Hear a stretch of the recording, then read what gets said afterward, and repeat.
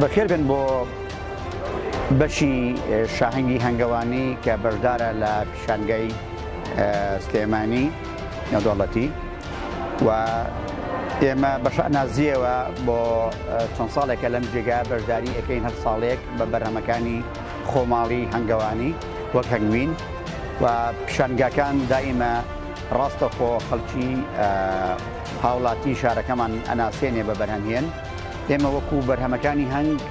زۆر سودمان وەرگرتووە لەو پیشانگانە لەبەرەوەی لە ڕێگەی کارت و لە ڕێگەی ناسینمان لەگەڵ خەڵکی شارەکە